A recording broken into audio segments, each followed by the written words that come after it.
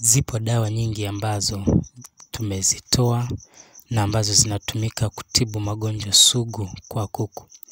Na katika dawa hizo tulizo kuonyesha mojawapo ni dawa ya Asili Super Conk, ambayo dawa hii inatumika kung'oa na kuondoa mafua sugu pamoja na miharo iliyoshindikana kwa kuku. Kama hujafuatilia somo hilo, fuatilia masomo ambayo tumeyarusha katika channel yetu hii ya Bamjos TV. Lakini pia leo nimekuletea dawa ambayo pia ni dawa inayotumika kutibu na kung'oa magonjwa sugu na magonjwa yaliyoshindikana kwa kuku. Magonjwa hayo ambayo yanakuwa ni sugu na yanayosumbua na kutesa kuku pamoja na wafugaji ni kama vile ugonjwa wa mafua makali pamoja na magonjwa ya mafua sugu, yani chronic respiratory disease, lakini pia ugonjwa wa coccidiosis au kuhara damu. Ugonjwa huu huwa unajirudia mara kwa mara kwa kuku, lakini pia ugonjwa huu unasababishwa na protozoa na hushambulia mfumo wa mmeng'enyo wa chakula kwenye utumbo wa kuku, na ndio maana unakuta kuku wanahara mharo wa damu au mharo wa brown. Na magonjwa mengine ambayo ni sugu ni kama vile magonjwa ya mharo mweupe pamoja na kipindupindu, typhoid, lakini pia magonjwa ya mfumo wa hewa kama tulivyosema. Na leo tutazungumzia jinsi ya kugeuza majani ya mstafeli kuwa dhahabu kwa kuku. Utageuzaje kwa majani haya ya mstafeli kuwa dhahabu kwa kuku? Fuatana nami katika somo la leo mwanzo hadi mwisho, nawe utaweza kujua na kugundua jinsi ya kutumia majani ya mstafeli katika kutibu magonjwa sugu kwa kuku. Magonjwa kama vile magonjwa ya mfumo wa hewa, kikohozi cha kukoroma, kikohozi kikavu, mafua makali pamoja na mafua sugu. Na mafua yote au magonjwa haya ya mfumo wa hewa yanasababishwa na bakteria ambao wanatengeneza koloni au wanazaliana kwa wingi kwa kuku na kumshambulia na kushusha kinga kwa kuku, na hivyo kumfanya kuku adhoofike na kushambuliwa na magonjwa mengine kama vile magonjwa ya mharo na magonjwa ya virusi. Na hivyo katika somo hili utajifunza namna nzuri ya kutengeneza dawa hii katika kung'oa mafua sugu pamoja na kikohozi, lakini pia na magonjwa nyemelezi ya mharo pamoja na magonjwa ya virusi ambayo yanaweza kushambulia kuku kama vile ndui, Mareks disease kwa vifaranga pamoja na kideri. Lakini pia katika somo hili sasa tuangalie majani haya ya mstafeli au tuangalie mstafeli kwa ujumla. Mstafeli kama unavyojulikana kwa umaarufu wake katika kutibu magonjwa sugu kwa watu kama vile kansa au saratani za aina zote kwa watu, na kutibu uvimbe kwa watu, lakini pia kisukari na kudhibiti ukuaji wa bakteria pamoja na virusi mbalimbali. Vivyo hivyo umuhimu huu mkubwa unafanya kazi kwa kuku, ukizingatia maelekezo ambayo tutakupa katika video hii. Lakini kabla hatujaendelea, kama wewe ni mdau au ni mfugaji na hujasubscribe katika channel yetu hii, subscribe ili uweze kupata mbinu ambazo hutazipata sehemu nyingine yoyote, na utazipata tu hapa katika channel yetu hii, kwa sababu tunazitumia, tunazifanyia utafiti, na zikileta matokeo chanya tunakuletea na wewe. Hata somo la leo limetusaidia sana kung'oa magonjwa sugu, hasa mafua ambayo awali katika uleaji wa vifaranga yalikuwa yakinisumbua sana, lakini baada ya kugundua dawa hizi nimekuwa nikilea vifaranga bila shida ya mafua, na hata kuku wangu hawasumbuliwi na mafua tena. Kwa hiyo karibu uweze kusubscribe ili uweze kunufaika na kupunguza gharama katika kutibu magonjwa kwa kuku. Epuka gharama kubwa za kununua antibiotics, lakini pia dawa hizo hazileti matokeo ya haraka ama kuku akipona ugonjwa unarudi. Kwa hiyo kuepuka hayo yote, fuatilia Bamjos TV. Tuangalie sasa majani haya ya mstafeli, umuhimu wake kwa kuku. Mstafeli kwa Kiingereza unaitwa soursop, na jina la kisayansi au scientific name mmea huu wa mstafeli unaitwa Annona muricata. Lakini maajabu pamoja na nguvu ya majani ya mstafeli kwa kuku unatokana na compound ambazo zinapatikana ndani ya majani haya. Zipo compound nyingi ambazo zinafanya kazi kuu kwa ajili ya kutibu magonjwa na kuimarisha afya ya kuku. Baadhi ya compound zinazopatikana kwenye mmea wa Annona muricata ama majani haya ni pamoja na compound kama vile, zipo compound zinazofanya kazi kuu kama zifuatazo. Antioxidant nyingi, antioxidant zinazopatikana kwenye majani haya mstafeli ni kama vile flavonoids, tannins pamoja na ascorbic acid au vitamin C. Hizi zote zinafanya kazi ya kupambana na kulinda seli zisiharibiwe. Kwa hiyo seli zikiwa imara na zenye afya zinaweza kupambana na magonjwa mengi, na hivyo compound hizi kama vile nilivyotaja, flavonoids, tannins pamoja na ascorbic acid au vitamin C zinasaidia kulinda seli, lakini pia zinafanya kazi ya kuua wadudu wadogo wadogo. Kuna compound zinazoua wadudu wadogo wadogo, yani antimicrobial agent, na hizi ni compound kama vile alkaloids, saponins pamoja na glycoside, na hizi zote zinafanya kazi ya kupambana na bakteria pamoja na wadudu wadogo wadogo. Lakini pia kuna phytochemicals ambazo zinapambana kwa ajili ya kulinda na kukinga magonjwa kwa kuku.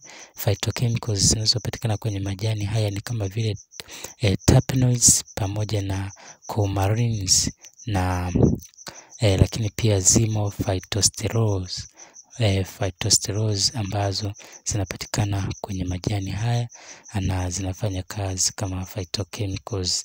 Na umuhimu mkubwa wa majani haya ya Annona muricata ama majani ya mstafeli ni kama ifuatavyo. Ukiweza kutumia majani haya utapata faida zifuatazo. Moja ni kuboresha afya ya vifaranga. Vifaranga mara nyingi vinakuwa dhaifu sana katika kushambuliwa na magonjwa, na hivyo ukitumia majani haya ya mstafeli utasaidia kuondoa stress kwa kuku, lakini pia kuboresha lishe ya kuku.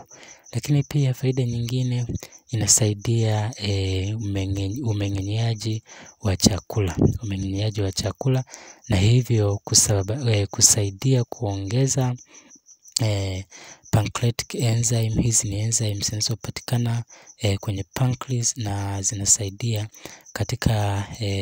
katika umeng'enyaji wa chakula, lakini pia inasaidia kutengeneza mazingira mazuri katika mfumo mzima wa umeng'enyo wa chakula, na hivyo kusaidia umeng'enywaji wa virutubisho katika chakula cha kuku mwilini, ili kuku sasa apate virutubisho hivyo na kuboresha ukuaji. Lakini pia inasaidia afya ya utumbo mwembamba, na hii inapunguza wadudu ambao wanaweza kuzaliana ndani ya utumbo wa kuku kwenye mfumo wa mmeng'enyo wa chakula na kupunguza magonjwa mengi ya wadudu ambayo yanatokana na kushambulia mfumo wa mmeng'enyo wa chakula. Lakini pia inasaidia ukuaji au kuboresha ukuaji, na hivyo kusaidia kupata uzito kwa haraka kwa vifaranga na kufikia ukuaji ama kukua na kufikia uzito wa kuingia sokoni mapema. Inaongeza kinga, lakini pia majani haya mstafeli yanaweza kutumika kama mbadala wa dawa za kutibia kuku au antibiotics. Unaweza tumia majani haya na usitumie madawa ya madukani na ukapunguza gharama kwa kuku wako. Lakini pia magonjwa ambayo yanaweza kutibiwa na majani haya ya mstafeli ni kama ifuatavyo. Majani haya ya mstafeli yana wigo mpana wa kutibu magonjwa mengi ya bakteria, lakini pia magonjwa mengi ya virusi na kuzuia wadudu, bakteria pamoja na virusi katika kushambulia kuku, lakini pia kuzuia protozoa.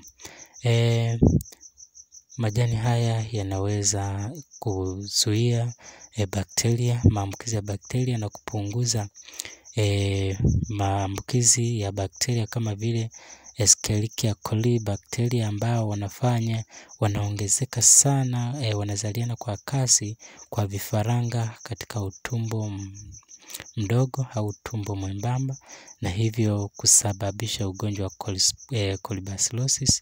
Na ugonjwa huu ni hatari sana kwa vifaranga na unaua asilimia kubwa ya vifaranga. Kwa kutumia majani haya ya mstafeli utasaidia kupunguza hatari ya kuku wako kupata maambukizi ya colibacillosis kutokana na bakteria wa E. coli. Na hivyo majani haya yana wigo mpana wa kukinga mashambulizi ya bakteria pamoja na virusi pamoja na protozoa. Lakini pia ugonjwa huu, majani haya yanatibu ugonjwa wa coccidiosis au kuhara damu kama nilivyosema, kwa sababu compound zinazopatikana kwenye majani haya zinasaidia kulinda na kuzuia wadudu mbalimbali pamoja na protozoa kuzaliana kwenye utumbo wa kuku, lakini pia kuua wadudu hao endapo watakuwa wanashambulia kuku. Lakini pia inatibu majani haya yanatibu ugonjwa wa Marex. Huu ni ugonjwa wa virusi, na sifa ambazo zinasaidia majani haya kupambana na kansa au anti-cancer properties kwa watu. Hizo sifa zinasaidia pia kutibu virusi kwa kuku. Kwa mfano, virusi unaosababisha ugonjwa wa Marex unashambuliwa na compound hizo zinazopatikana kwenye majani haya ya mstafeli. Lakini pia majani haya yana uwezo mkubwa wa kutibu magonjwa ya mfumo wa hewa au respiratory diseases kama ifuatavyo. Inasaidia kutibu magonjwa ya mafua makali pamoja na mafua sugu. Inatibu kikohozi pamoja na magonjwa mengine nyemelezi kama vile magonjwa ya mharo yanayoweza kushambulia kuku. Tuangalie sasa kwa haraka namna ya kuandaa majani haya na kuyafanya kwa tiba. Andaa majani mabichi ya mstafeli, lakini pia fuata hatua zifuatazo. Baada ya kuandaa majani mabichi, andaa maji, lakini pia chanzo cha joto au blender. Hatua za kufuata, kuna hatua za aina mbili: kutumia majani fresh, lakini pia kutumia majani makavu. Kwa kutumia majani fresh, chukua kilo moja ya majani haya ya mstafeli, uya blend au uyatwange na kisha uyaloweke kwenye maji lita 5 na uwape kuku wako wanywe kwa muda wa siku 7. Kama wameathiriwa na magonjwa hayo watapona. Lakini magonjwa kama vile chronic respiratory disease au magonjwa ya mfumo wa hewa, coccidiosis, colibacillosis pamoja na kikohozi. Lakini kwenye kikohozi ongeza majani ya mpela nusu kilo pamoja na chumvi gram 5 na blend kwa pamoja majani hayo ya mstafeli pamoja na majani ya mpera, na kisha uongeze gram 5 za chumvi kwenye hayo maji lita 5 na uwape kwa ajili ya kutibu kikohozi. Lakini kwa ajili ya kuboresha afya uwape wanywe kwa siku 2 kwa wiki, yani wanywe mara 2 kwa wiki kwa ajili ya kuboresha afya. Lakini pia hatua ya pili, chukua majani fresh ya mstafeli na uyachemshe kwenye maji. Chukua kilo moja, chemsha kwenye lita 5, kisha wape wanywe kwa muda wa siku 7 kwa kutibu magonjwa, lakini pia mara 2 kwa wiki kwa ajili ya kutibu na kuzuia magonjwa. Lakini pia kwenye ugonjwa wa chronic respiratory disease pamoja na mafua makali, ongeza pilipili kichaa gramu 5 pamoja na kitunguu saumu gramu 5 na uzisage uongeze baada ya maji hayo kuyapoza. Mara baada ya hapo unatakiwa sasa ujue namna ya kutumia unga uliokaushwa. Hatua ya kwanza ya kutumia unga uliokaushwa, chukua gramu 5 na uziloweke kwenye maji lita 5, kisha wape wanywe kwa muda wa siku 7 kwa kutibu magonjwa hayo. Lakini pia wape wanywe mara 2 kwa wiki kwa ajili ya kuboresha afya. Au hatua ya pili, chukua gramu 10 za majani hayo ya mstafeli na uziweke kwenye maji lita 5, kisha uchemshe hadi yachemke. Baada ya hapo unawapa wanywe kwa muda wa siku 7 kwa ajili ya kutibu magonjwa hayo, au wanywe mara 2 kwa ajili ya kukinga na kuboresha afya ya kuku wako. Lakini pia kwenye kesi ya kutibu mafua makali pamoja na mafua sugu na kikohozi, ongeza gramu 2 za pilipili kichaa, lakini pia gramu 5 za kitunguu saumu kwenye hayo maji uliyoyachemsha na kuyapoza. Unazisaga hizi pilipili pamoja na saumu, kisha unaongeza kwenye hayo maji lita 5 yenye gramu 10 za majani ya mstafeli, na kisha wape kuku wako wanywe kwa muda wa siku 7, na kwa ajili ya kuboresha afya wape wanywe kwa muda wa siku 2 kwa wiki. Na kwa kufanya hivyo utakuwa umeboresha afya na utakuwa umetibu magonjwa yote sugu yanayosumbua kuku kwa kutumia majani haya ya mstafeli. Lakini pia kwa ajili ya mwendelezo wa masomo mbalimbali, usisahau kusubscribe katika channel hii. Asante kwa kuangalia somo letu.